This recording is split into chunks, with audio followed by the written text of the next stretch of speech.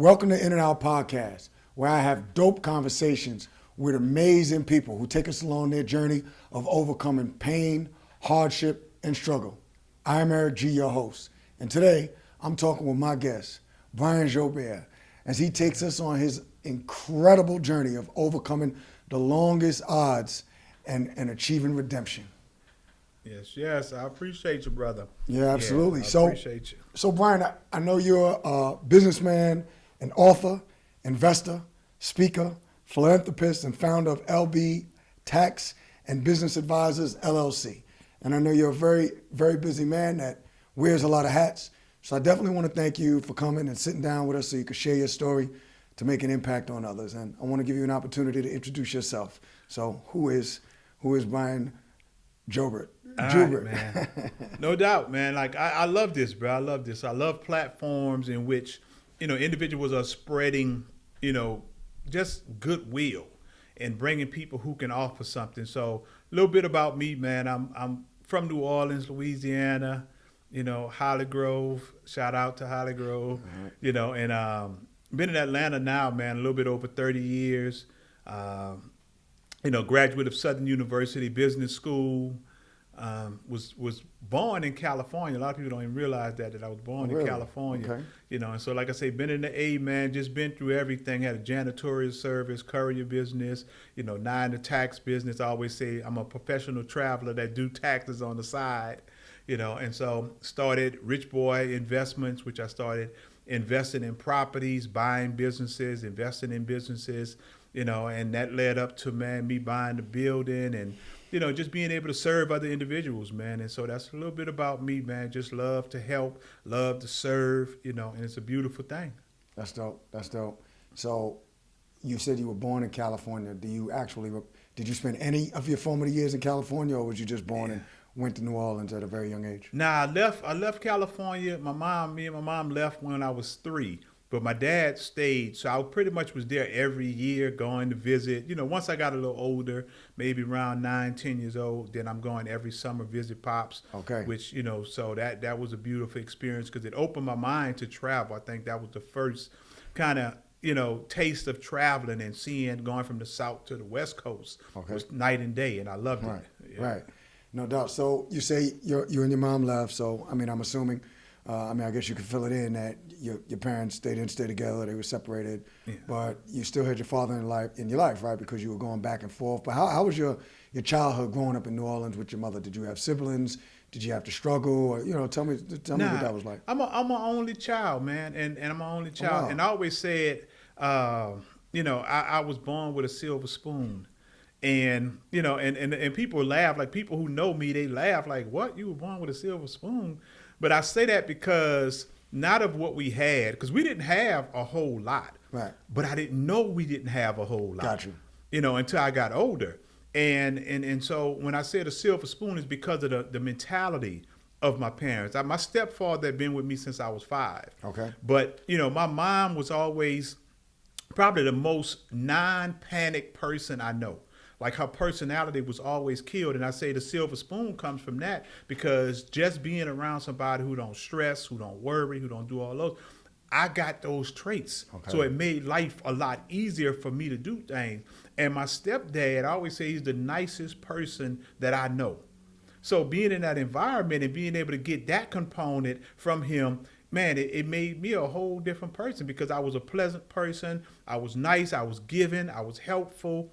But then I never stressed. I never panicked. So that's part of the cheat code, Right. To growing up with a silver spoon. So it wasn't financially because when I found out what my stepdad and my mom made, man, I was like, how the hell did they do that? Right. Because I saw their paycheck one time as I got a little older.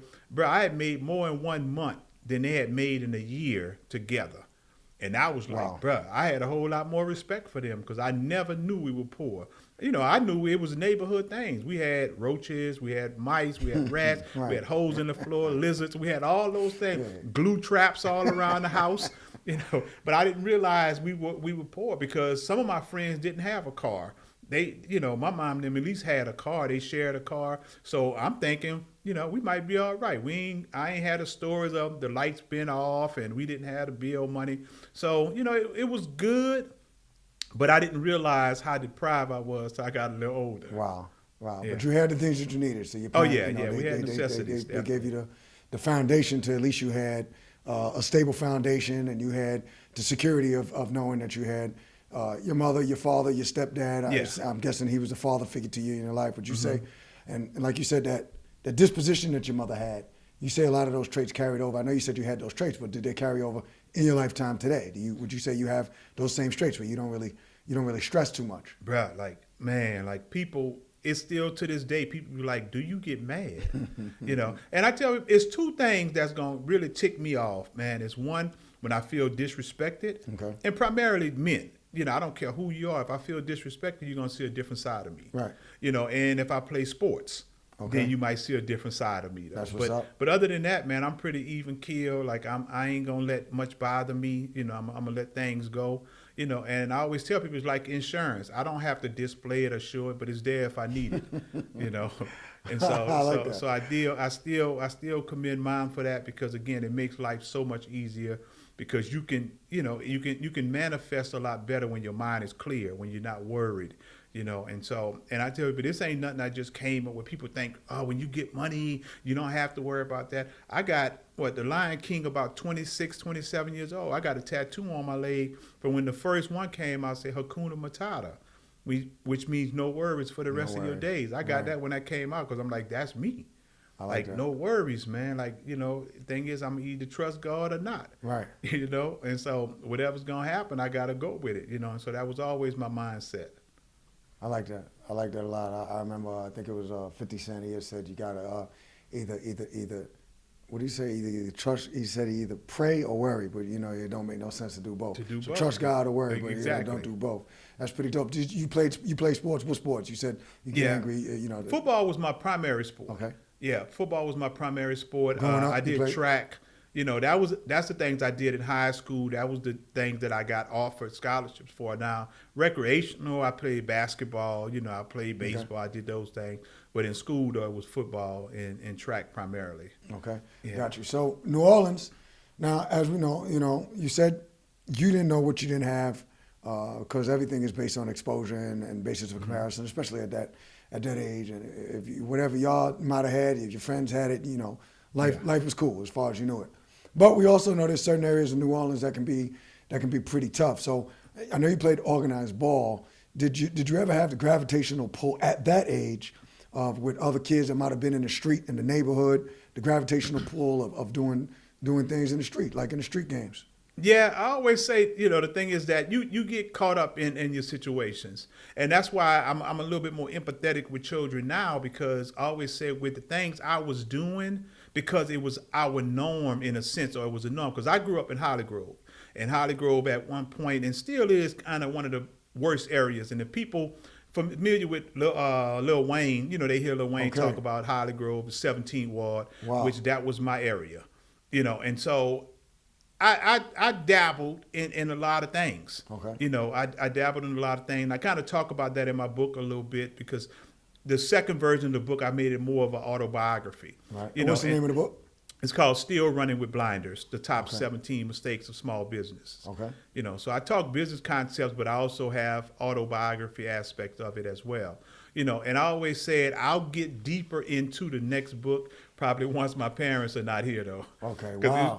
It's just things that I probably won't reveal. Right, I respect and I think, they called me to the table on some things from Whispers in the Streets, and again, my thing was, and I think that's what we lost today, I was probably more fearful of my parents than I was the police. Right.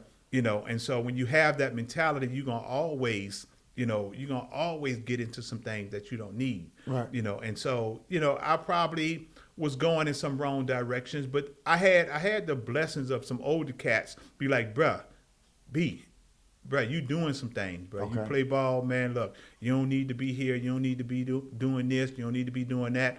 But it was just basically I had influences that was close to me, that kind of pulled me into some things. And I ain't gonna even say pulled me into some things, though. It was things that I saw opportunity in, and I took advantage of it. So, I ain't gonna say that I was clean in every aspect, but I wasn't no gangster. I may have did gangsterish things. Right. Yeah, so Right. They might have had some gangsters, people that you knew or whatever. yeah, Maybe. I don't exactly. know.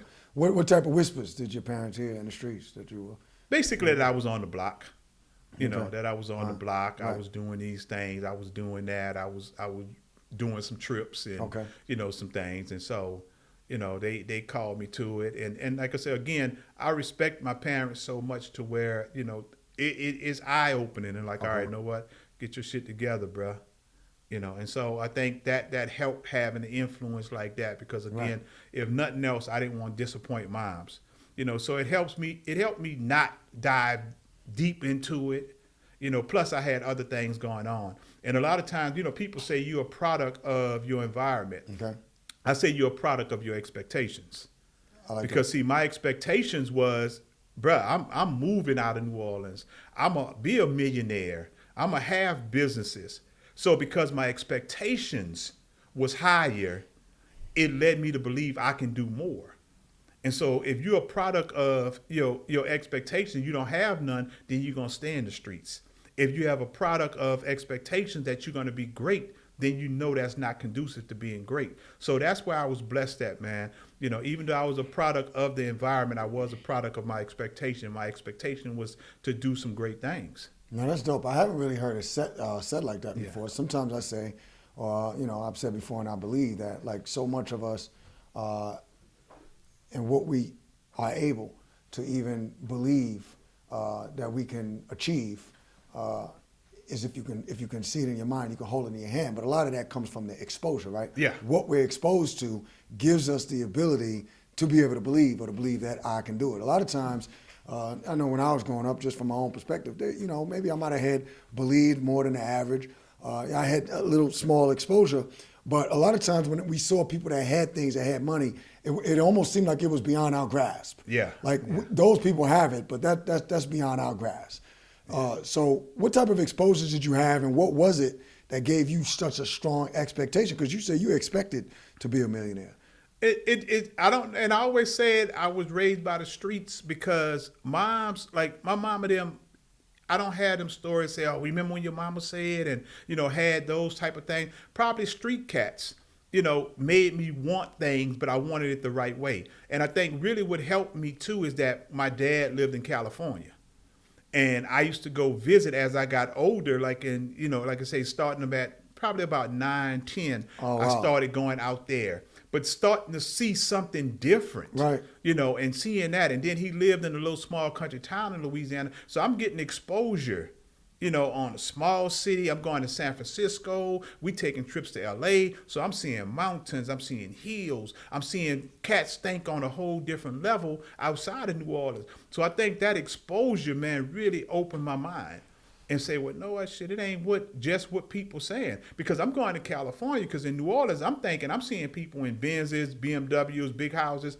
Everybody that I know have that is from the streets. Right. But I'm going to In these New Orleans, cities now, right. in New Orleans, so now I'm going to California. And California, you seeing regular people. You seeing Mercedes-Benz, BMWs, and ain't none of these looking like no dope boys. Ain't none of them look like they doing no B&Es, nothing. So my thing was, man, this shit is achievable. Right.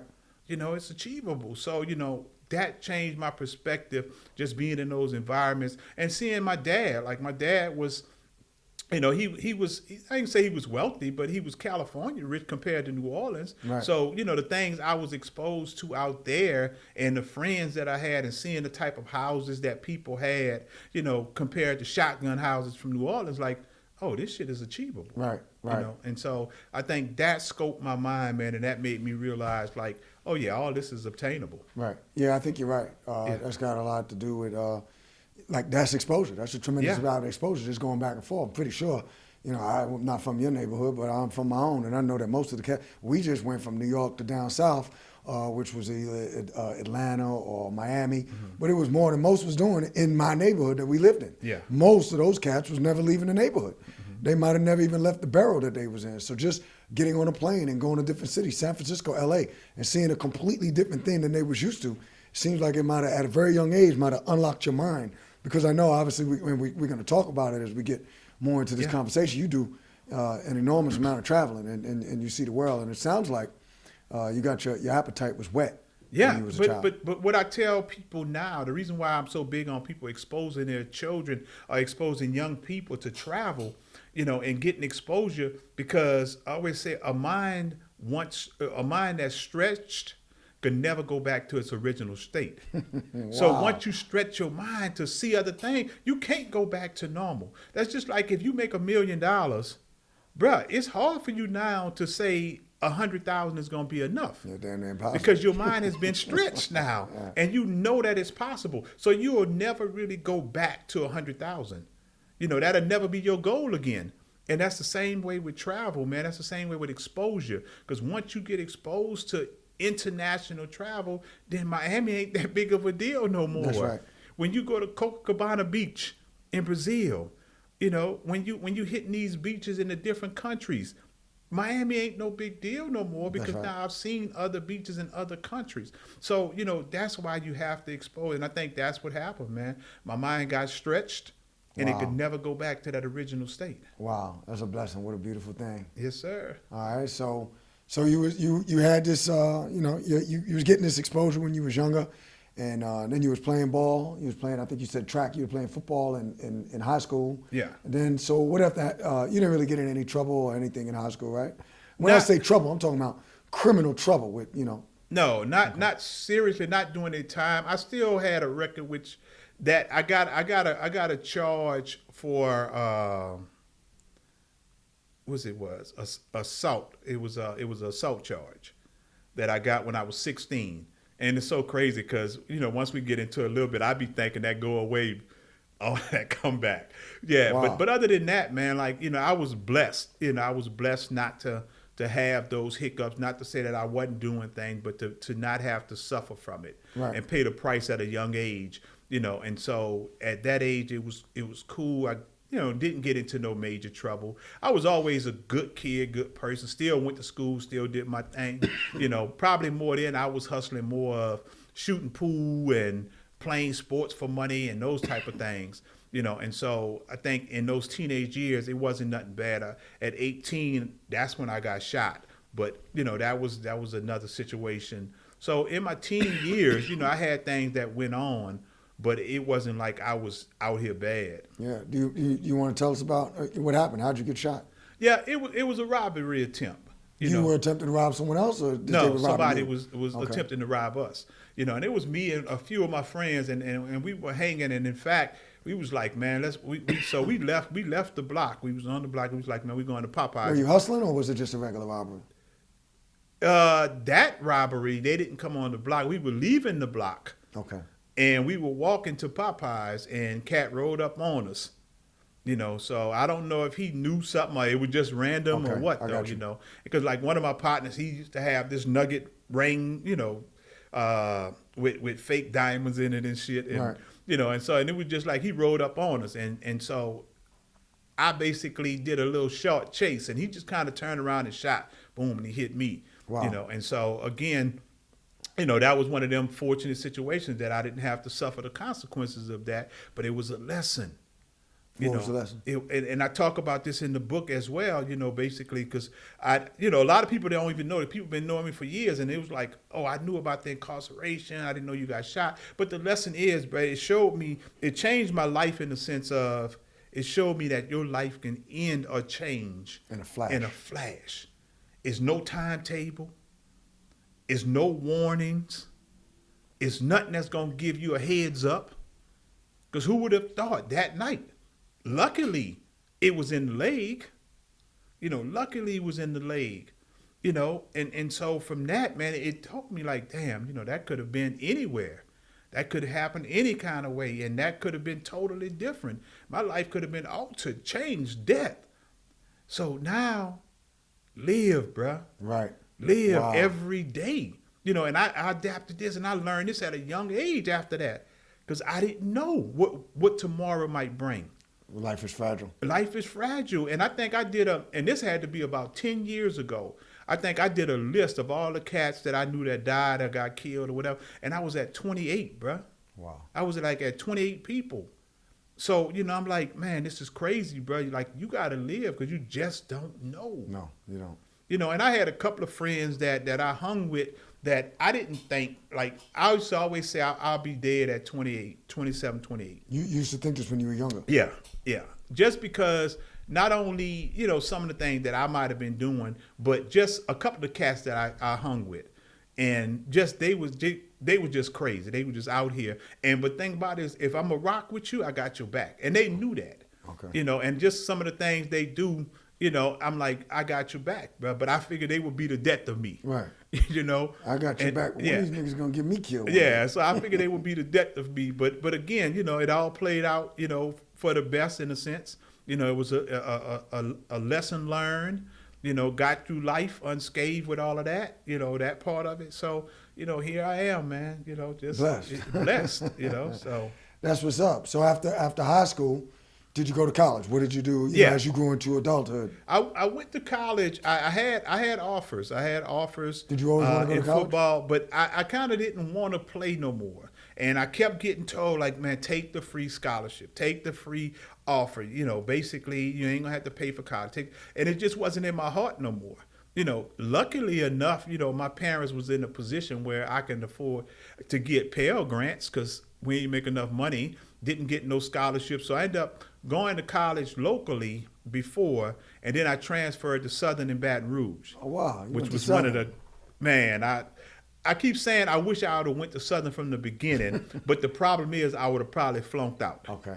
If I'd have went to Southern, because I was too young to probably be mature enough for Southern. Okay. You know, so I went when I was a little older. I was a little bit more mature, but it was a hell of an experience, man. So I went to Southern, graduated in business management. Oh, did you? Wow. Yeah, okay. you know, probably hung out in Baton Rouge maybe 6 more months, went back to New Orleans, and shortly after that, moved to Atlanta.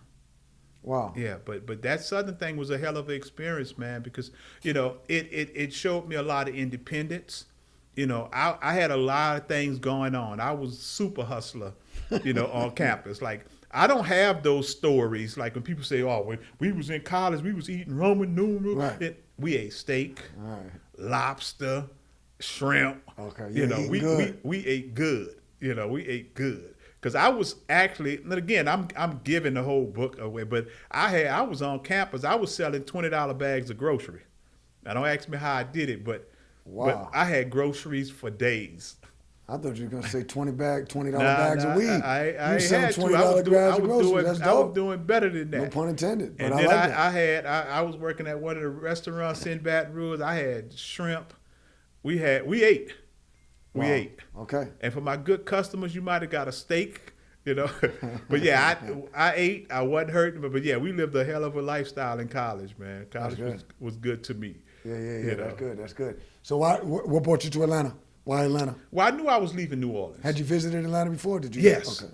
Yes, and I used to say Atlanta was overrated in the sense of I still had a New Orleans mentality, because when we used to come to Atlanta, first they used to have last call for alcohol. In New Orleans, we had never heard of that. We had never heard of that in New Orleans. Like, we used to go to the clubs closing at 2 o'clock. Like, 2 o'clock, bro, we don't go out until 1. Right. You know, and so that was like, man, Atlanta's some bullshit. You know, and so we was like, Atlanta overrated, blah, blah. We used to come here, go to Buckhead, go to Lenox, you know. And so when we got here, to be honest, it was like, bruh, they talk about the women here, but, man, we don't see nothing but gays. But we were hanging in Lenox. We were hanging in Buckhead. Right, you know, right. and so I was like, Atlanta, I don't know. So when I finished, I knew I was leaving. So it was either California, Houston, or here, because my best friend had moved here. So what happened was I started looking at colleges to go to grad school possibly. So we were looking in California. I looked at USC and UCLA, but that shit was so expensive. I was like, that's out. Okay. You know, and so I was like, all right, you know what? I'm going to go to Atlanta because my homeboy, like I said, my best friend at that time, his job transferred him. I said, I'm going to go visit him. So after I finished college, I came to Atlanta for about a week. Bruh, I was like, this is the shit. Because I had never really been in Atlanta through the week. Got you. And I've always been here on the weekends partying because I would come up for the Saints game, Saints in Atlanta. I would come up for Southern. Southern would always play in one of the classics. Right. So Are you a Saints fan? I am. I don't follow football anymore. Okay. Yeah, I'm not a true Saints fan. That's gonna shock a lot of people when they hear that though, because I grew up a Steelers fan. I'm a Steelers fan. Yeah, I grew up a Steelers fan, but I transitioned more to Saints when I got here just because of the rivalry. Okay, right. You know, and so a lot of my partners be like, "You lost your way when you got to Atlanta," you know. But again, it's all black and gold. So Right, that's right. but yeah, but it was a beautiful thing, man, when I came here, because at that time when I came, you understand, I've been in Atlanta 31 years now. So when I came, everywhere was help wanted, need help, now hiring. But I was blown away. I had never seen no shit like that. You know, and I was like, damn, like they got jobs everywhere you look. And so I had applied, like I just graduated. So 6 months later, I'm up here. So I'm filling out applications for management positions. My mom calling me from New Orleans, like, you know, you getting calls about interviews, you know, for management position. I like, what? So I took like 3 of them, and bruh, like I got offered a couple of positions. No, and what happened was I was working with the Omni Hotel. Okay. And so the Omni, I was transferring with the Omni. They was going to put me in the management, restaurant management program with the Omni. So ended up transferring up here with the Omni, came with a job, moved in with my best friend. We was rooming. But bro, I was out in Atlanta 6 days a week for 6 months straight. Yeah. Bro, I was loving it. I was loving the A. Always something to do every night. Always, every night. Back then as it is Bruh, now. every night, you know. And so once I got acclimated, man, we got in here, and you know, and I've been business minded ever since. You know, because I only worked, the longest I'd ever worked a job was 11 months. I've never worked a job, you know, pretty much a year in my life. You know, because I've always done some type of hustling, some way to make money. And so when I got here, you know, me and my best friend kind of hooked up and just kind of started putting our brains together, and ended up doing a courier business. And then from there, I had a janitorial service, and, you know, and from there, it just started flowing. Okay, those are different businesses that you started in Atlanta. Yes. Okay, so those went well. How'd you do in those? I mean, were you majorly successful, or just really learning how to run a business? Or tell me about that. We were hustling, but we were doing well. We were hustling. We were doing well. But the thing with the courier business. Now, hustling with the janitorial and the courier. Well, yeah, and hustling in our way of knowing really how to run a business. Got you. You know, and so that way, but we were making it happen. You know, and so not really, you know, having it constructed right, and, you know, but making it happen because we hustlers. Right. Now, based on your book, because I didn't read your book yet. I want to read it. It looks fascinating. Mm-hmm. But just hearing what you're saying, is that one of the reasons for your book? Because I feel like what you're saying, too many of us often, we're like natural hustlers. So we start businesses. Mm-hmm. We want to own our own businesses. Everybody here, you want to own your own business. You want to be an entrepreneur. It's not as easy as a lot of people find. You know, when a lot of people find out it's not as easy when you get into it. But what happens is a lot of times we don't really have the financial backing, or we don't know how to do the right paperwork to go up and get the loan. So we're constantly in a state of hustle mode because our business is not set up the way it needs to be set up. Yeah, and I always say, I really started making money when I transitioned from a hustler to a businessman. That's when I started making money. How did you do that? Yeah. How did Because you learn I understood, first, one of the things that I tell people is when you make money in your business, it's your business money. It's not your money. Too many times we get cash, we put it in our pocket, we pocketing everything that we do. First of all, that's your business money, because what happens is if we know we got money in our pocket, we're going to blow more than we need to. Right. If you start running it like a business and you start taking that same cash you getting and putting it into a business account, you're going to be a lot more reluctant to just go every day and start pulling the money out of the account. Right. Because you're going to start seeing it grow, and that's going to look good because you're going to see that account starting to build. So now once that account starts to build up, I got leverage now because I might can get a line of credit or a loan against the money that I have. Wow. So now I'm playing with other people's money. The way you win is you play with other people's money. Rich and successful people do it all day. This is why you hear millionaires and billionaires talk about getting a loan, or they got a loan or a line of credit from this bank for $100 million. They got $500 million or $1 billion, and they still borrowing money. Right. OPM. They don't play with their own money. Right. You got $14 and you still trying to play with your own money. Right. So the goal is playing with your own money. So once I started learning those games, play with other people's money, put my money into the account is not my money. How did you start learning those things? Did somebody teach you? Did you have a mentor? Well, Or did you? I basically, the best mentor you can have is reading. Okay, you read a lot. Like started reading, started getting connected with the right books. You know, right back then it wasn't as many videos and YouTube and stuff like that. But it was stuff that you can read. You know, and once I started reading and kind of learning that kind of stuff, man, and then listening to certain motivational speakers, you know, and so when you start listening to your Les Browns and you start listening to all of them, and I always said that was my first mentor, but I didn't even meet him personally. I'm talking about off of YouTube, you know, and so when you start learning those concepts through reading, bruh, it changes your life. Yeah, It changes your life because now I'm not taking that money and just blowing it and thinking. I'm putting it into the account. The account is growing. Now I'm able to go and get more sophisticated equipment and supplies to grow my business now. And so until we learn those things, then it's going to be hard. Right. And so the beauty of it now is I didn't have a me coming up. When you say that, When I say to be able to talk to somebody that made the type of money and had the type of success that I have on this level, I knew cats that had businesses, but they were primarily hustling too, you know. But to have somebody to talk to, you don't have. I didn't have that. You know, cats have that now. You have more. You have a bunch of me's now that you can say, all right, this cat made $1 million. This cat did this, and now you can either read up on, you can call out to, you can DM, whatever. See, because they said if your blueprint for success is not in place, then you'll never be successful. So I had to change my mind about being successful for one. Like, this is real. Like, you have to believe that it's real to be successful. You got to believe that you can have multiple locations. You got to believe that your business can flourish. You got to believe that you can get employees. And what happens still to this day, a lot of people don't believe that in business. That's why they're one-man operations, because they don't believe that they can have a staff. Right, they don't know how to level up. They don't know how to level up. You know, and a lot of times if you don't believe it, you're not going to work toward it. And that's what's happening is because they don't believe that they can have a staff and they can do these things. They can still run a business and still travel, and the business can run while they're not there.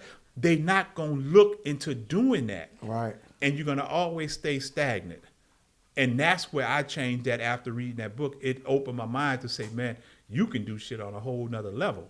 Wow. That's dope. Do you go over some of those concepts in your book? Oh, I still talk about that. I talk about the art of thinking big.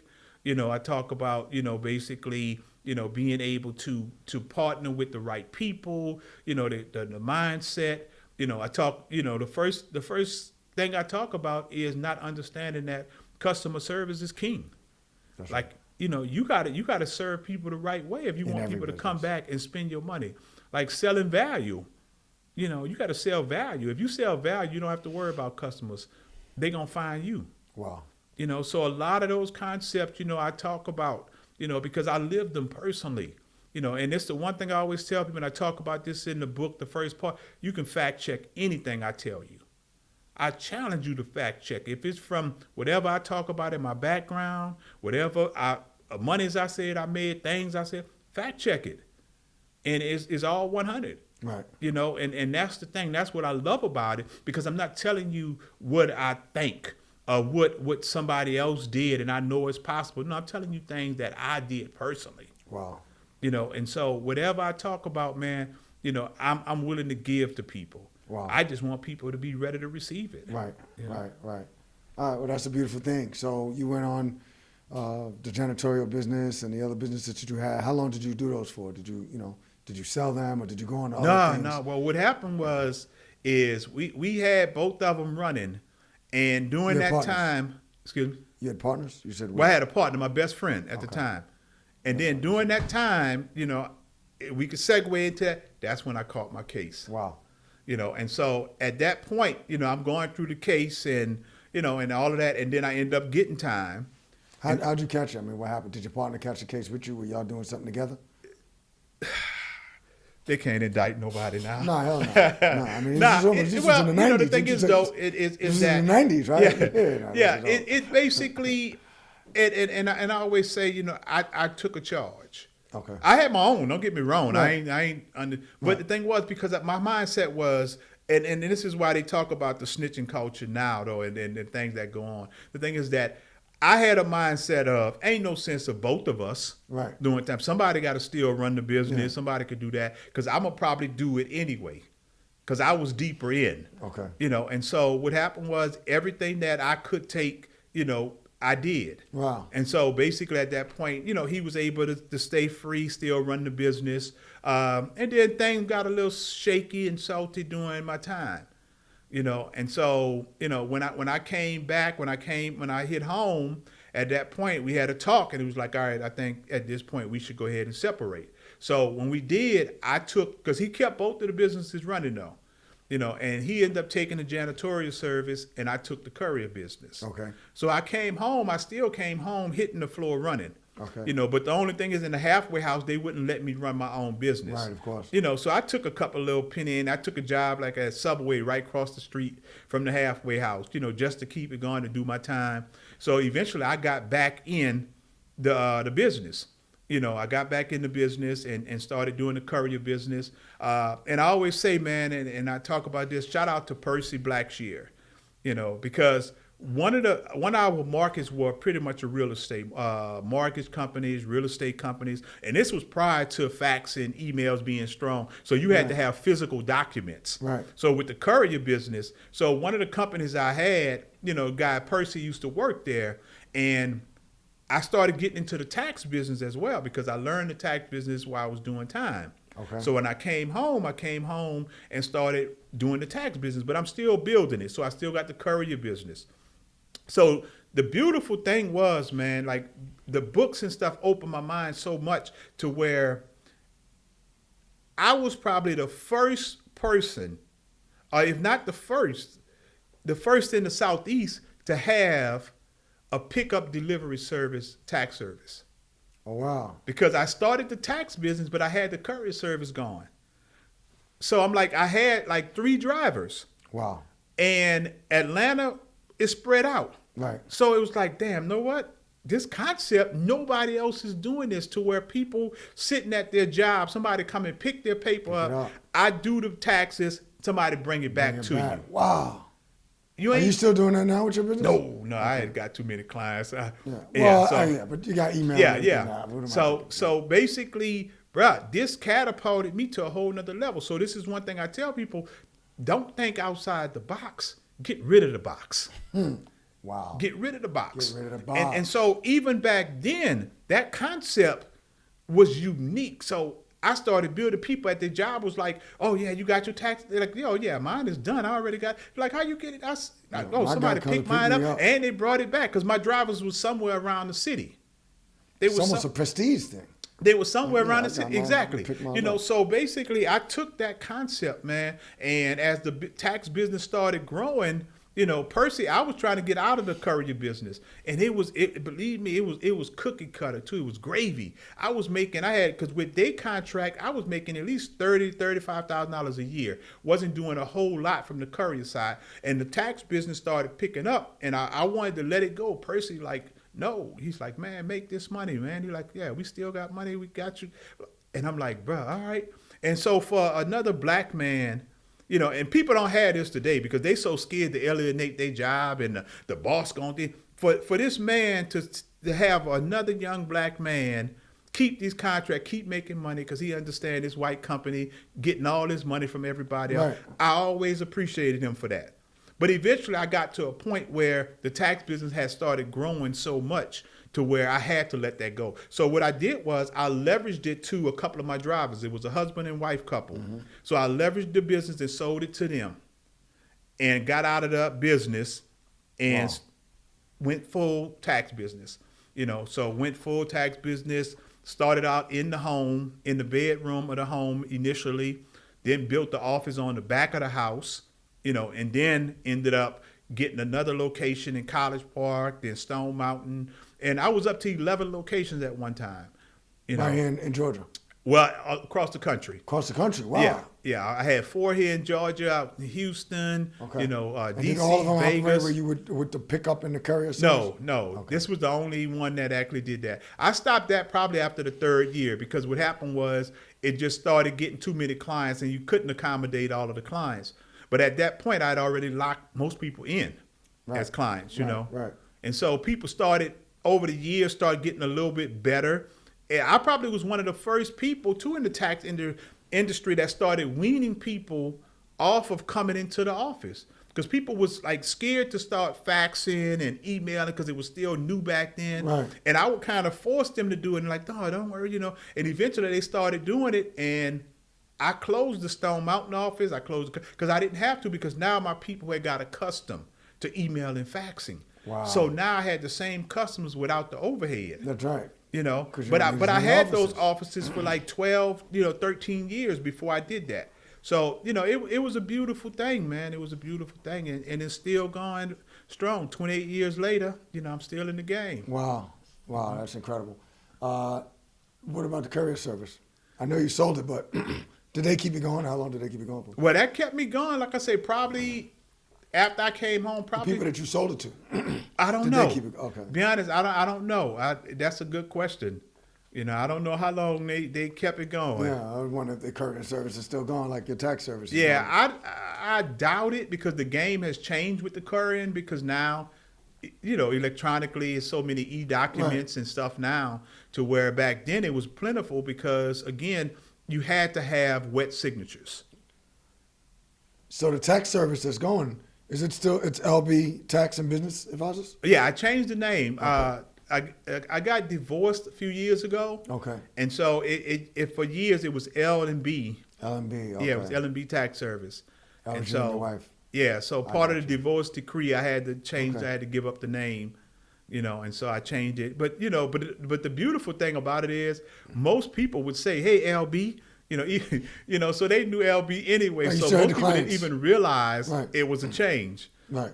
And so I was strategic in that because, after so many years, people were synonymous with LB, and L&B Tax Service. And, so that thing, I was strategic in keeping that name, pretty similar. Right. So when you when you got into trouble, was it like a mindset where you was, we don't have to go into specifics, you can tell as much as you want or as little as you want, but I'm really, I guess my question is, the mindset that you had then, were you just still trying to cut corners, or were you were doing well, but you wanted to do even better, and then it ended up getting you in trouble, and how did that change? Because you said that you was able to really lock in when you had to do a little bit of time when you was incarcerated, and did that time that you sat down actually help you grow, change your mindset, and actually become the successful person that you are today, even more successful than you were before you went? Oh, This yeah, is the question I'm asking. yeah, no doubt, man, no doubt. I was saying that was the thing that I needed.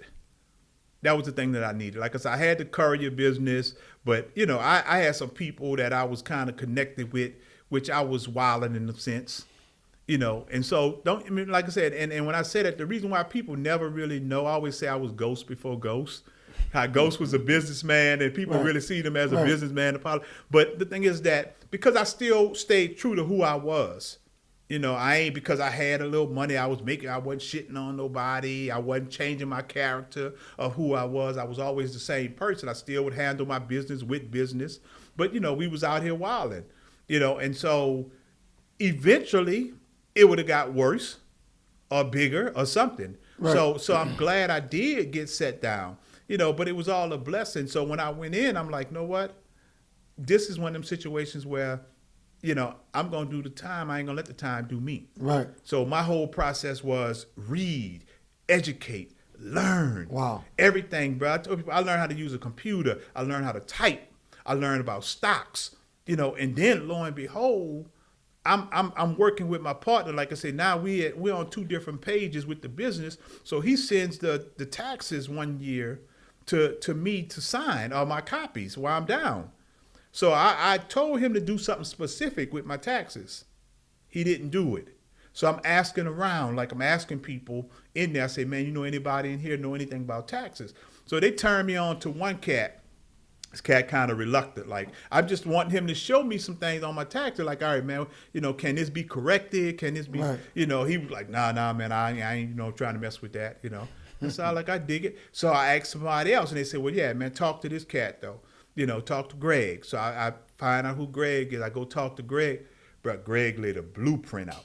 Greg said, man, you could have did this, you could have did this. And he saw my interest. Right. He saw my interest, and he was like, he said, you want to learn this? I said, yeah. Okay. Because he saw like how intrigued I was about the numbers. And so we started learning, man. We started every day. Started going to the library, getting books on taxes. So I started having my ex-wife send me the forms. I started having her send me the forms to practice. Every day, man, we meeting up. Boom, boom. He's showing me, this. And at that time, wasn't no computers you were doing. You was doing manual. You had to write everything out, right. You was doing it old school, like filling it out. Like I'm in the book, looking up the numbers on the chart. So every day I'm in the washroom while my clothes being washed. Boom, So they laughing at me because I'm coming on the weight pile. They like, Brian, you about to do a Jane Fonda, huh? You doing your Jane Fonda. Right. I'm like, bruh, like, what y'all, I say, ain't none of y'all niggas gonna be out here lifting no weights when y'all get out. I say, ain't none of y'all gonna be lifting, when I'm gonna stick to this. I say, well, I know me. I say, I wanna learn. So every day I'm going to weight pile maybe for about, 30 minutes, 45 minutes. Then I'm going to the library. Yeah, you was exercising, all right? You was exercising your mind. Yeah, and I'm going to the library at this point. And so I'm learning, I'm practicing. I got a cat that I meet, he's like teaching me how to type. So now I'm learning how to type in there. I got another cat learning. He's showing me the computer. My other boy, he teaching stocks. And so Greg teaching me taxes. But every day I got a book, man. I got a book, reading taxes, highlighting, going through stuff, making notes.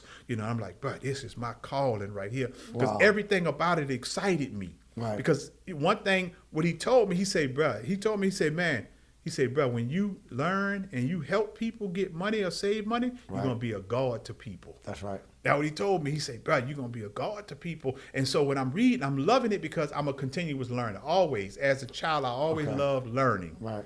Taxes is a continuous learning process. That's right. Changes every year. So that excited me. I'm a people person. I love vibing with people. So to be able to sit down with people to help, all of that, man. And I'm like, bro, this is me. But I dove all in, so when I did it, boom, I come home.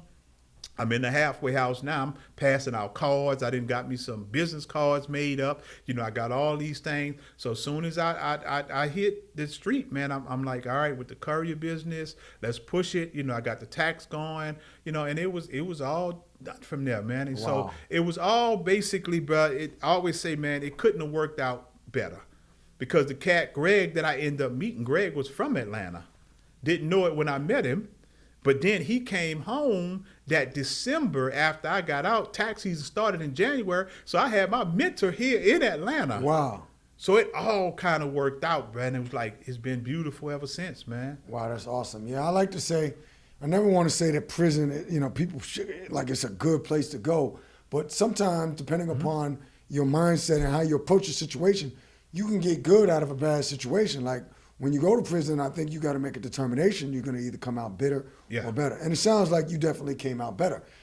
And at least for myself and other cats that I've talked to that end up being super successful like yourself, after going through that trial and tribulation, and your mind, like you said, your mind probably stretched in another way because at least when I was in there, like, of course you worry about, your family and certain things that you don't, but once you give that away and you're like, man, I can't control what's on the outside, and you start really getting it in yourself and focusing in on yourself, you don't really have no distractions in there. Yeah. Unless you want to be distracted. Certain dudes did. They got into gambling and they was looking to drink and do all type of nonsense in prison. But I never had that mindset. My mindset was a little different. I wanted to learn as much as I could, but I wanted to get out. And it sounds like you really started setting your game up for real. Yeah. When you was in prison. And that was the whole mindset, man. Like I said, I had a detail. The first detail they gave me went off of the compound. And we would catch a bus, go to the Navy base. We would do. Where were you in? Where were you? Pensacola, Florida. You in Pensacola? Okay. Yeah. Because they thought they were hurting me by not sending me to New Orleans. Right. I mean, not keeping me in Atlanta.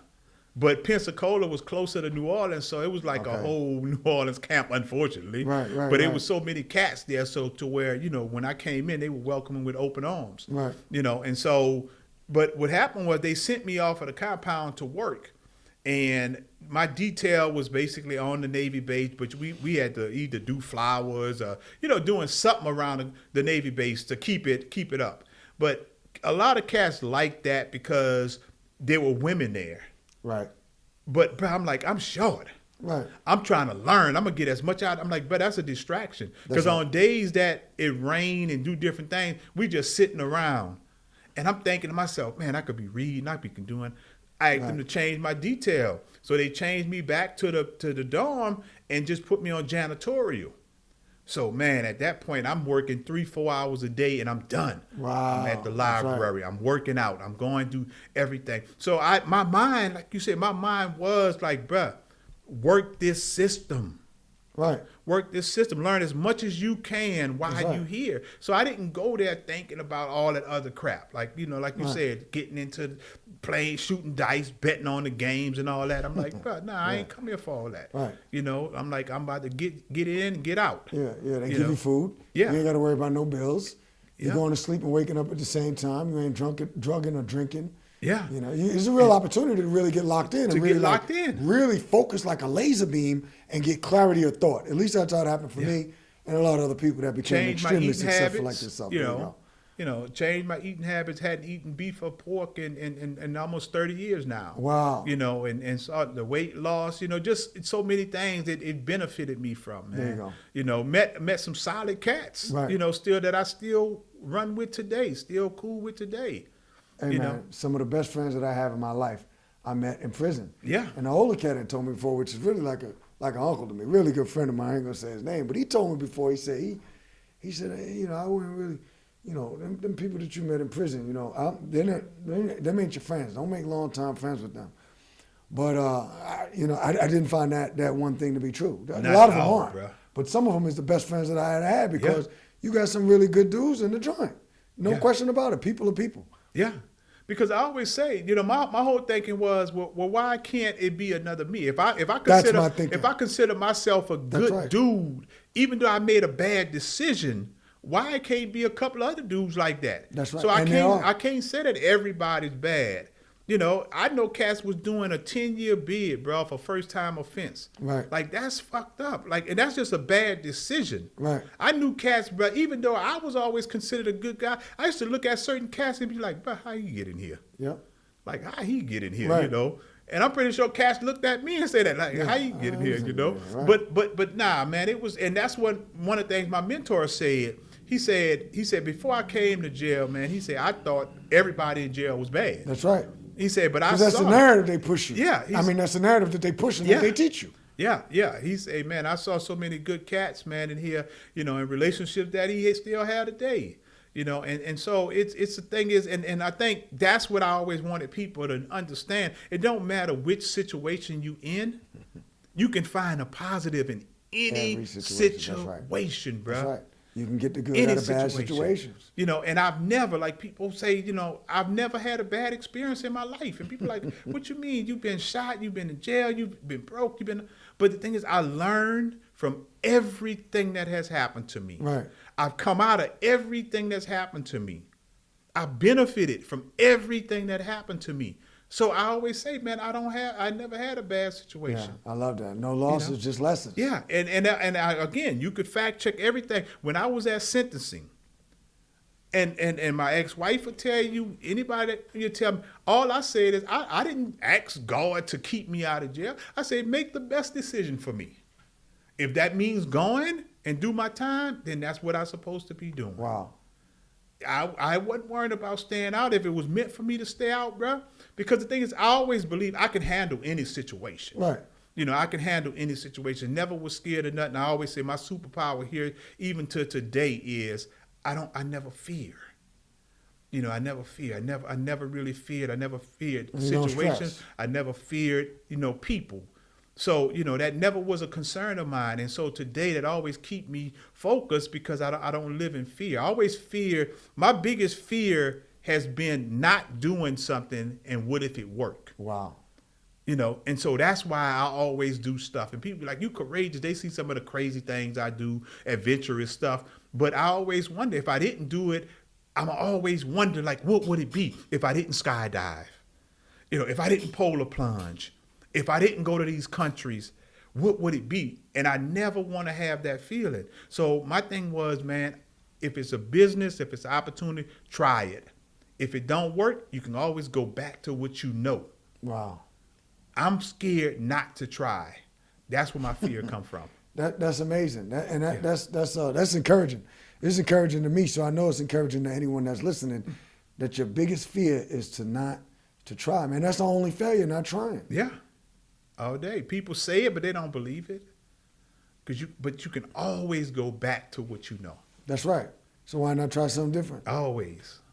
Yeah. That's pretty dope. And honestly, Brian, it's super encouraging sitting here talking to you, because truly what you said is the reason why I sit down and talk to people like you, because one of the things is you want to, like I said, I thought a lot of us probably thought, because of the images and the narrative that they push, like everybody that goes to prison is bad.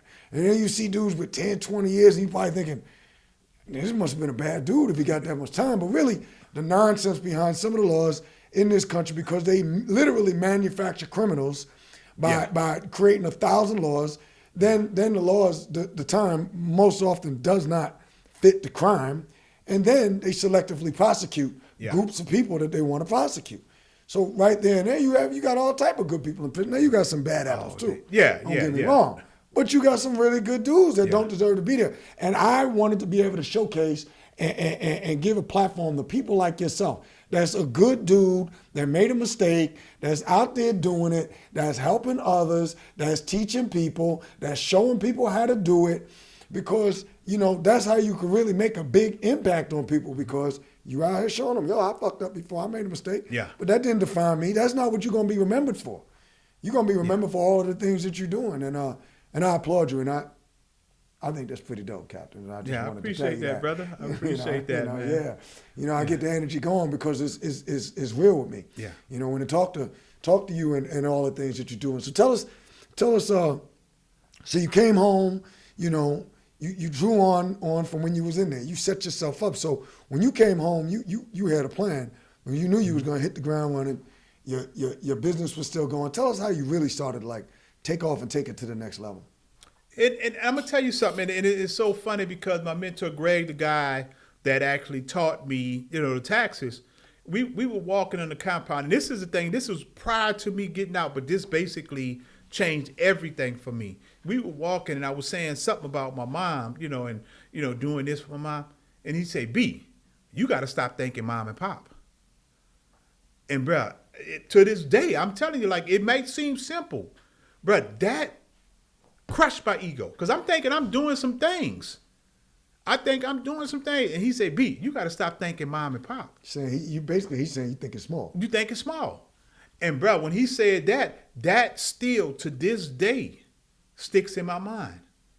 And from that point on, everything he thought about, this is why I went from 1 location to 2 locations to 6 locations to 8 to 11 at one point. Because again, when I got that basically seed planted in me about not being mom and pop, bruh, it was like, damn, this shit is possible. If H&R Block, Jackson Hewitt can have, why not me? Why not you? What would stop me?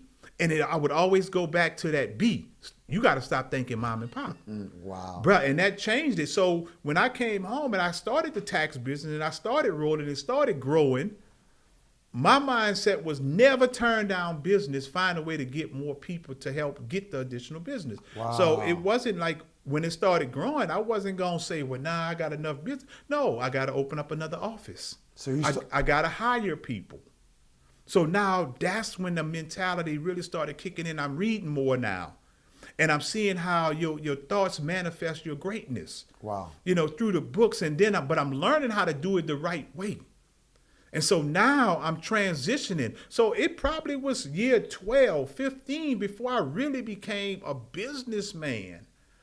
And got away from hustling to where now I'm positioning myself now to now get lines of credits, get loans, to run it like it's supposed to be ran, having staffing and having all of these things, multiple staff. And so now when I did that, I said I made more money basically as a businessman way more than I made as a hustler.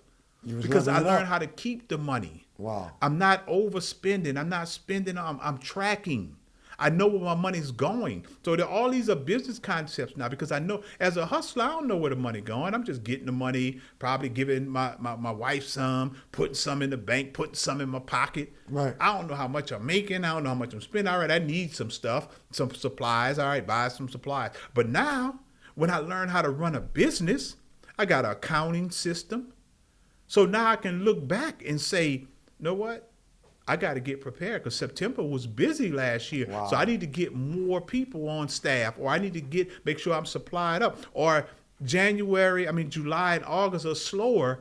So I might need to do more marketing because last year I'm seeing the numbers I did. So now I'm running a business. This is when I started to catapult to another level. Wow. Then I'm starting to see money. I'm starting to see, now a $40,000 a month. Then one year I made $100,000 a month. I'm like, oh shit, this is for real. Like this is for real, for real. When I'm seeing and it took my ex-wife about 5 years to really get in.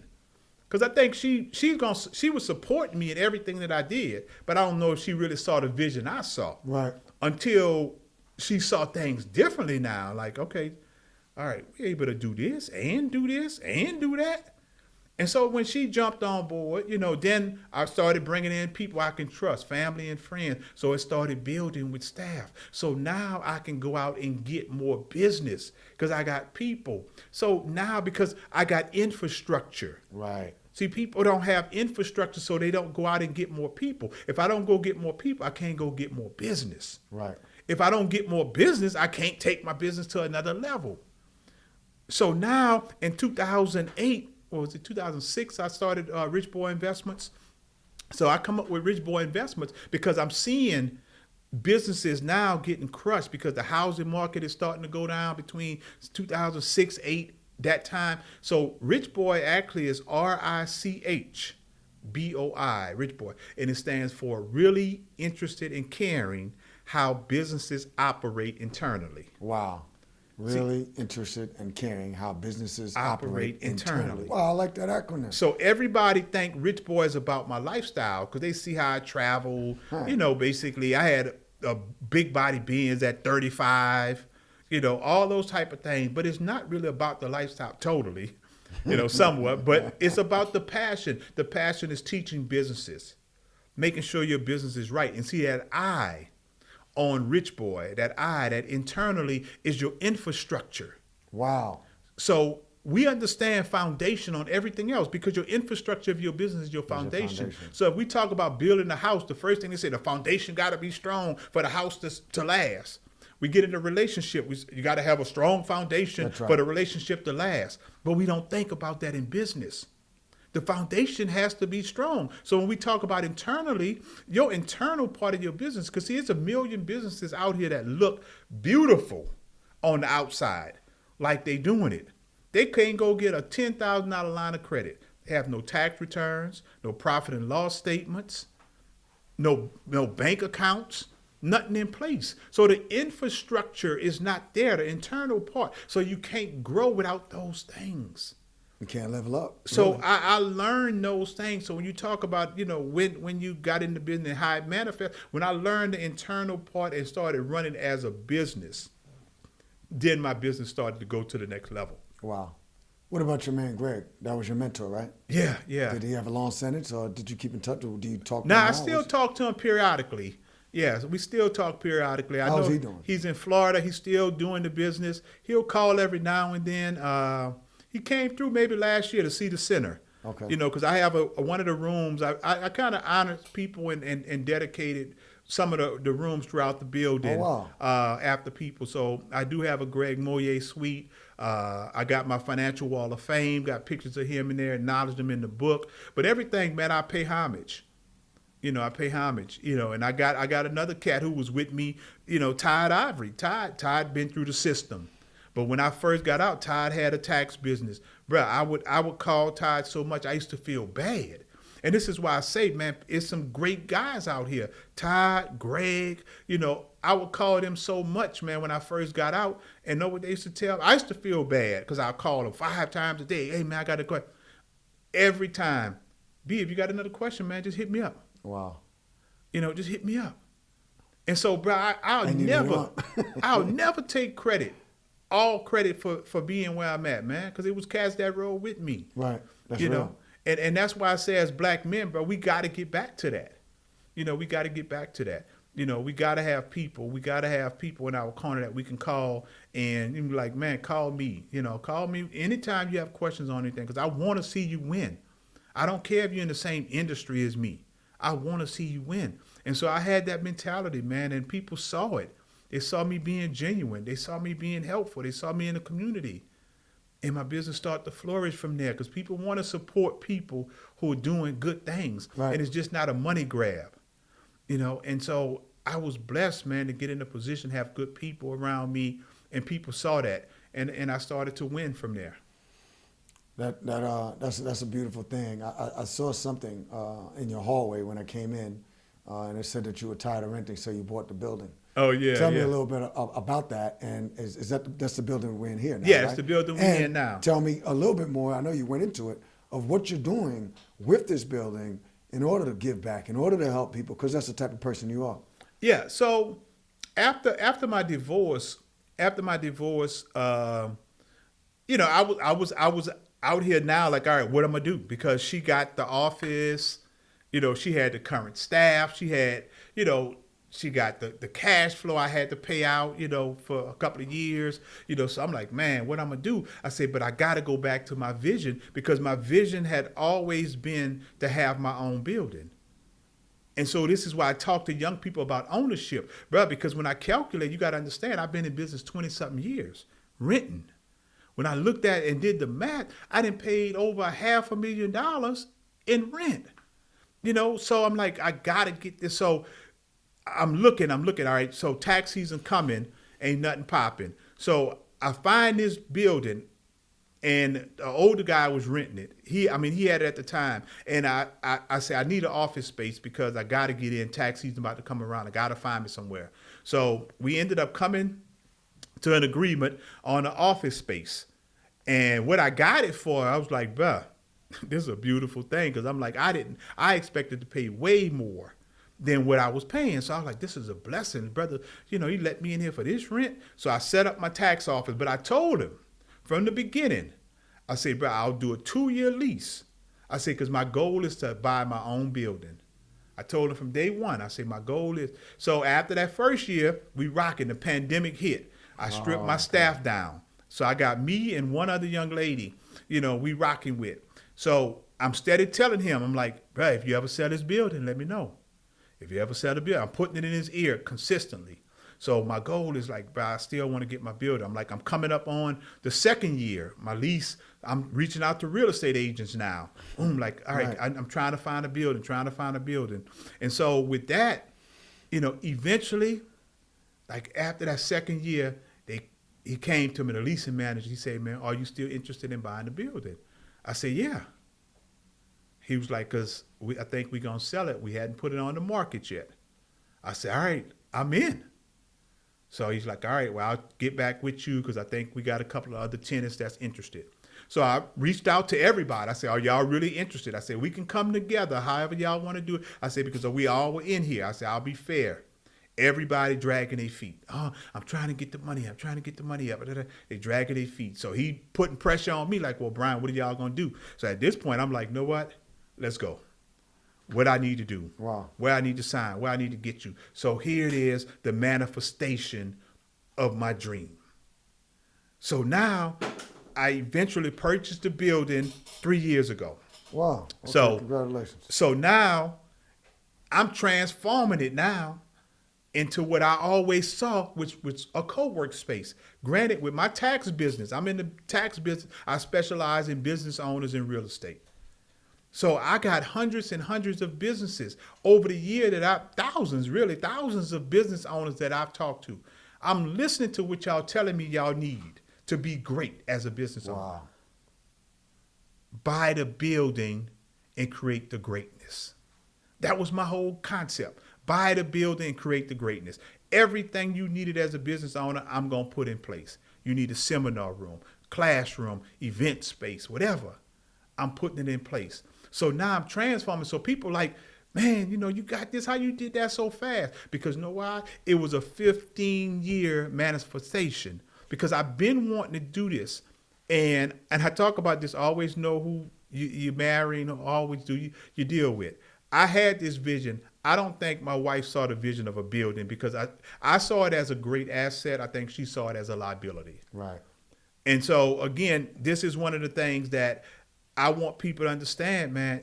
Live in your greatness, regardless of who you're working with, because if you don't, you're going to regret it. Right. So I was able to put this together so fast because I had manifested for so long. And so once I got it, I transformed everything, put it into place because my whole thing was this what people say they need to be great. Right. I want you to have no excuses. So when I call it the RB Solution Center, it's to create solutions. Rich boy. Rich Solution boy. Center. You That's know, dope. I want to create solutions. So you'll have no excuse. Whatever you tell me, you need somewhere to meet clients. So now we got permanent office space, temporary office space, virtual addresses, conference room. We got meeting room, classroom space. Now we got the podcast room. We got a photography studio. We got a massage room. You got a spot where you can do conference calls, a testing center. You got a cafe. It ain't much that you don't have. Wow. And so my thing was, man, let's come together. Let's utilize our resources. Let's not reinvent the wheel because I've invented the wheel. I basically took the wheel and put rims on it, and so I want you to ride in style. So if you don't want no rims and you just looking to basically catch a nice Uber, I got a nice Uber for you. And so that was the whole concept behind buying the building. But not only that, but to create generational wealth, man. Because we got to own. And again, if anybody followed me, they already know. Anybody will tell you, man, 20, 25 years, I've always talked about ownership. Ownership. To control something, you got to own something. Right. If not, you're playing by everybody else's game. That's right. So I went to co-work spaces. I went to other places, and they had 100 rules on what you can and cannot do, had a bunch of stipulations. So know what I do? I get my own building. Right. You can't put no stipulations on me now. I control this. Right. But not only that, I'm creating generational wealth. Right. And helping others to do I it. got commercial property that's basically appreciating. So now I can leave this to my daughter. I can leave this to whoever I want to. And that's how we have to start thinking, bruh. And it ain't for everybody, but it's for enough of us. You have to think beyond yourself. You have to think beyond yourself. And so that's my whole mission now, man. Who can I uplift? Who can I help? Who can I collaborate with? If you see on one of my walls downstairs, I have a quote that says collaboration beats competition. But I ain't competing with you. Let's see how we can collaborate and win together. Right. And that's another key point that you just hit on because so many times in our community, I think based on exposure or lack thereof, we just don't realize how big that pie is. Yeah. So we want to hoard. We don't want to share information. We don't understand the power of the network. Go out to Vegas and see some of them conventions that they put on, and you start understanding how these people understand the network. Yeah. It's all about the network, and business is relationships. So, yeah, it's just funny that you say that because people feel like they're competing against you or they don't want to tell you, they don't want to put people onto it. And that's hurting us. That's hurting our community. It's killing But you seem like you figured it out. It's killing it. Now, I still haven't because I can't get especially men to come together because I keep saying, man, like all we need. Now, I've done a couple of I've created men's group and we had a few meetings about coming together. We're just not consistent enough. But I haven't figured it out because I haven't figured out how to get everybody to dive in. Like I get you to come, but let's dive in. And I don't know if it's reluctancy. I don't know if you really don't have it like you say you do. But again, I tell people, man, I'm not competing against you. And the thing is, the average person, 99% of the people won't basically like competing, you won't win. You won't win because I've always won. I've always won, man. I've always had. I've always had, so I've been doing this. I tell people, like, a lot of cats now, people tell me about what these dudes doing, the influencers. I say, but that's new money. That's new money. They've been around 3-5 years and you telling me about what they do, what they say. Bruh, when you do this consistently for 20 years, when you live the lifestyle that I've lived for at least 20 years, then talk to me. Right. What I'm doing, y'all seeing it now because it's social media. But people who know me, you can't do 60 countries, 100+ passport stamps, all 7 continents, all ancient wonders of the world, all 50 states in the last 7-8 years. But I've been doing this. Right. And so that's what I tell people, like, I'm not competing against you because you can't win. So my thing is, I'm not trying to beat you. Let's find out how we can take this to a whole nother level to where everybody can make those claims. Right. To everybody to make those claims. And I don't say this to impress you. I say this to impress upon you that, bro, it can be done. It can be done. So my whole thing now is, how can we create freedom to be better? Because we're losing, bro. We're losing. We're losing. And people can't give me, when I say it's only going to get worse, can't nobody give me an explanation of why it's going to get better. Right. Can't nobody. I've asked people, and if I ask you to tell me how, because the argument people come with me at is say, well, we got more millionaires than we've had before. We got more people, young people making money, making millions. But know what the problem is? We got more stuff than we ever had. That's right. So this is why we have more debt. Like, we got more millionaires, debt. we got more young people making money, but we have more debt than we've ever had in history, in the economy. Right. We have more mental illness. We have more stress. You know why? Because all of the millions, all of the 6 figures that people are making, they're exceeding that same amount with stuff. Right. Now you got to pay for that stuff. So you can't ever stop working. Right. And they're all depreciating. And they all depreciating. They're all liabilities. Yes. They're not appreciating assets. And we're getting caught up in the hype. Somebody keep validating. Man, you doing it. You got the big house. I see you with the range. I see you with the... And they're validating that to where now you can't ever stop. Because the biggest, the baddest, the worst thing you can tell black people now, and the biggest word that they hate to hear is downsize. Downsize is a bad thing. Right. If you downsize, that means you really fell doing off. it. Yeah, you ain't off. doing Right. it no more. So now we still got grown kids with a 5-bedroom house still paying a mortgage that we can't afford because we don't want nobody to know that we can't afford it. And if we downsize, get a smaller house, we done fell off. Right. I say simplify shit. That's it. You don't need all of them extra bills and stuff that you ain't even using and buying stuff. Enjoy your life. Do like you doing. Go to 7 different continents. All of the continents. Yes. All of the 8 wonders, 7 wonders, 8 wonders of the world, 60 countries, 100 passport stamps. That's impressive. Yeah, and that's the living. thing is, all 50 states, and people say, well, why? I don't want to go to Idaho or whatever. The experience. Yeah. How do you know you don't want to go there if you ain't been there? If you ain't ever been there.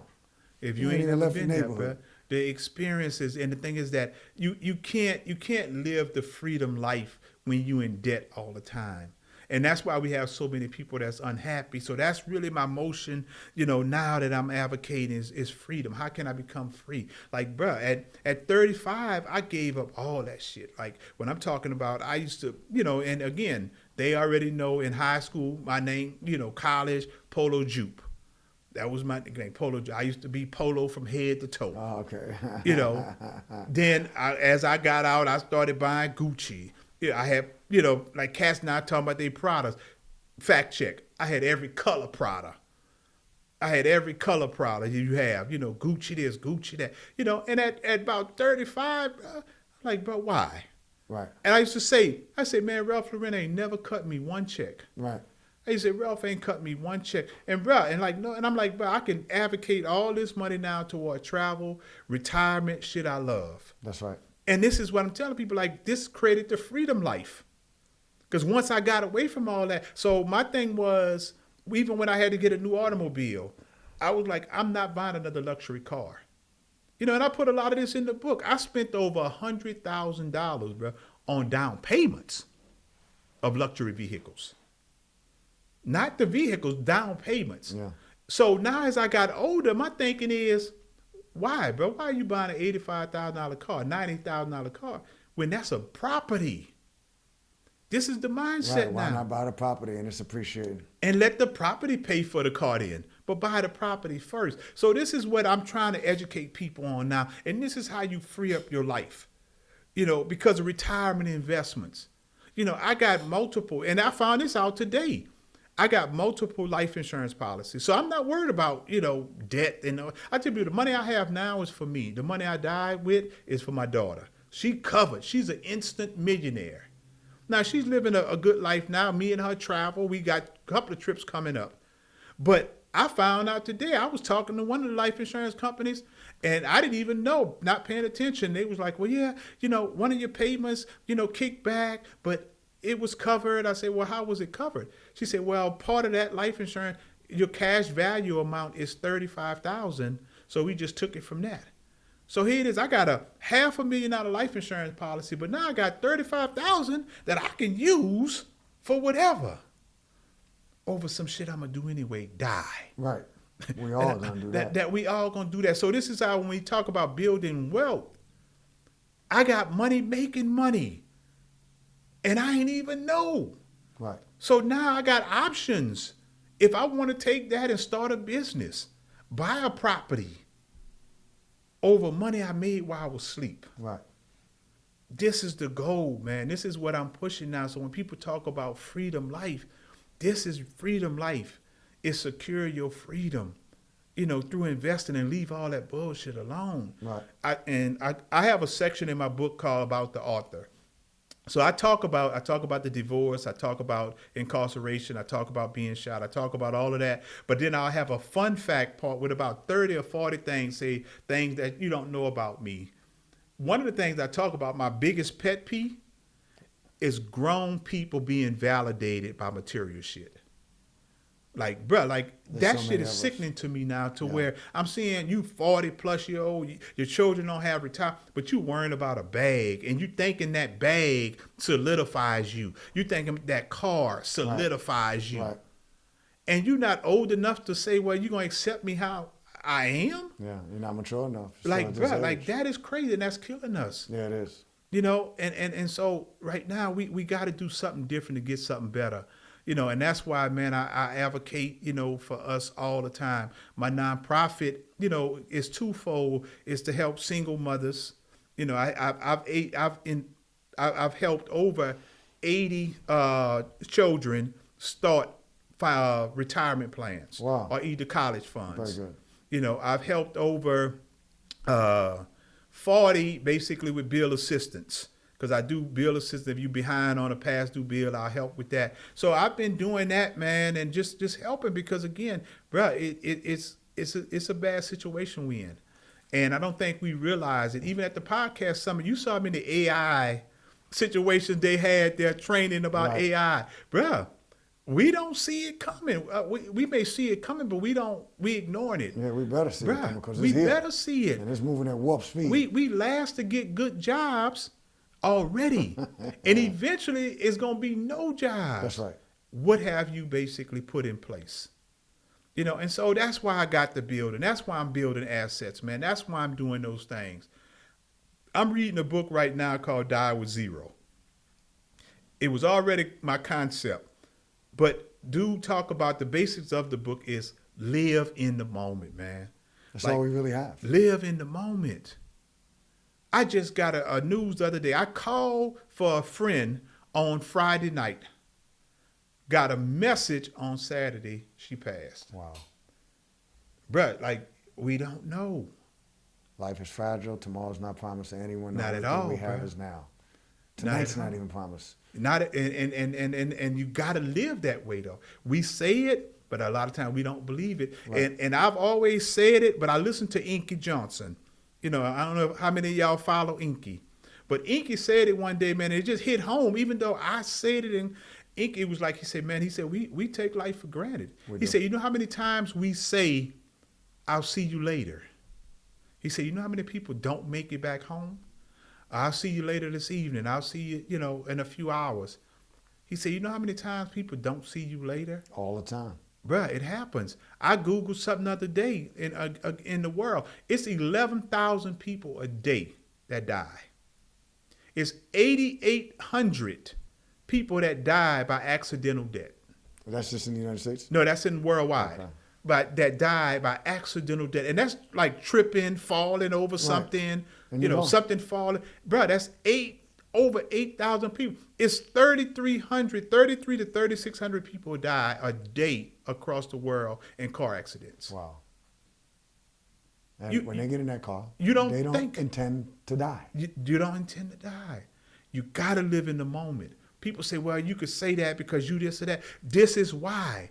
Position yourself now. I'm not saying you're there. But at what point are it's going to kick in and say, you know what? Let me start getting my shit together now, just in case I live another 10 years, 20 years, 30 years. Let me start now because I just don't know. And if you don't do it for you, do it for your kids, your nephews, somebody, another generation. Because a lot of what I do is not only for my daughter, man. Right. My thing is because there's single mothers out here who don't know. There's single mothers out here that didn't have a dad, a father figure in their kids' life that need us as a unit. So we got to do it, bro, just for the sake of our community. Right. And that's why I'm so passionate about building. Because, again, I can never have too much money if I'm living for others. That's right. So when people say, oh, well, you good, you got enough. No, not if I'm trying to help. That's right.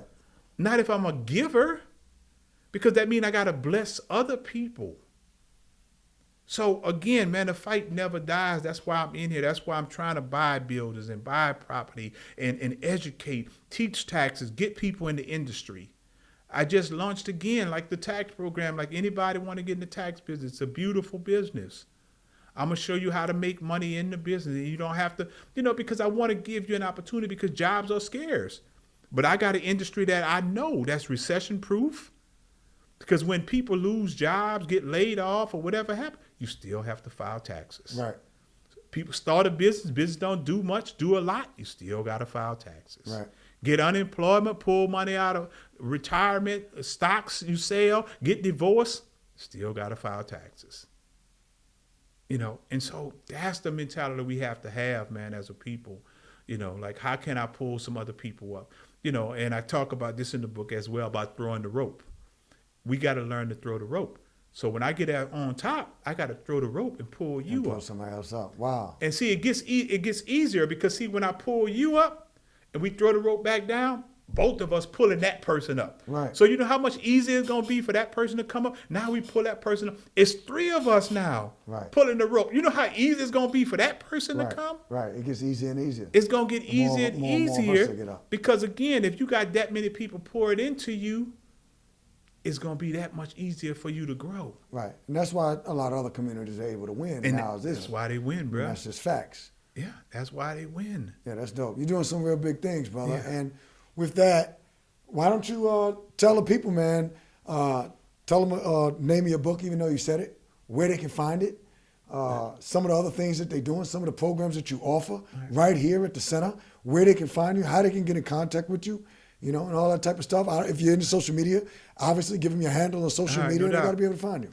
All right, y'all. So please, please, please, the book is called Still Running with Blinders, the top 17 mistakes of small business. Now, it's probably 1,700 mistakes, but I narrowed it down to 17.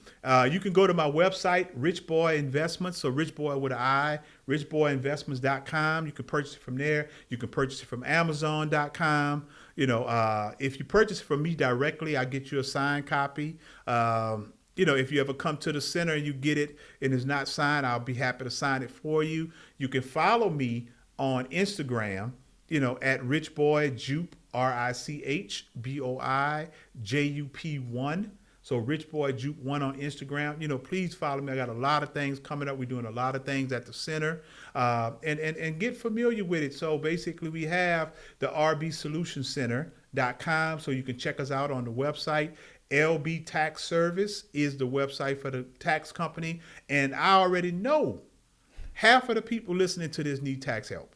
No I already question about know. Get your pride out of the way. Call and say, I don't know. I'm starting a business, or I think my tax I didn't file in 3 years. But I don't give a damn if you ain't filed in 3 years. I don't give a damn what your tax situation. My whole thing is get it right. Get it right, bro. Like I don't judge nobody. I want you to get it right to be a better you. So lbtaxservice.com is the website. The book is richboyinvestments.com. Still running with blinders. The RB Solution Center. I know I put a lot on y'all, but just hit me up on the DM. DM me if you have questions about any of this. Again, I'm on Facebook. If you're not on Instagram, typically I do a lot of my personal at Brian Joubert, Joubert. That's Brian spelled the right way with an I, so BRIAN. But man, I applaud you, man. I applaud you and your team for doing this and getting people out there, because people need to see this. They need to see people that's doing things, people that's sincere, and so platforms like this are very, very important, bro, because a lot of people just don't have people they can go to. They don't have mentors. And having an avenue where people know, if they know your character, they know the kind of people you're going to probably bring on board. So now it gives us a community. And the only way that we're going to win is we have community. And I always say the reason why we're losing too is we don't have a village. We used to have a village back in the day. We don't have villages no more. Right. Everybody want to do everything on their own. Everything want to, everybody want to be self-sufficient. And, I love Dr. Key. And I'm shooting a plug. Dr. Key created a book that is called No One is Self-Made. Because ain't nobody self-made, but somebody picking you up. And if you're trying to grow, somebody going to have to pick you up if you're not there. Because you don't know it all. And in this time where everything is changing, bro, as successful as I've been, as many things, I don't know AI. Not like that. Right. So my thing is now, let me start learning the AI. Let me start partnering with people who can teach me the game. Let me start going to classes, seminar, watching that. But you're a continuous learner. A continuous learner. You have to. Right. If not, you're going to get left behind, bro. Right. So I appreciate everything that you do, man. I appreciate the opportunity. I don't know if we missed anything, but we'll come on again and we'll do it all again. Yeah, we covered a lot, man. And so I appreciate the opportunity. Well, I appreciate you, Brian, Rich Boy Joubert. Yeah. And we appreciate you, all of you, each and every one of you, because you are a part of the In and Out community, the In and Out village, the In and Out movement that we are building. And every time you tune in, we're going to continue to bring you legends in his own right, like my brother here, Brian. And brothers like him, like he did today, are going to continue to bring you good game, teaching, knowledge. So we always appreciate you for tuning in. Continue to tune in. Continue to share, like, follow, comment, and make sure you press that subscribe button. Go to YouTube. Tell everybody else on YouTube what we're doing here, because everything is real on In and Out Podcast. Nothing is scripted. Everything is real because it's all real in the field. We are the livest podcast in your community and every community.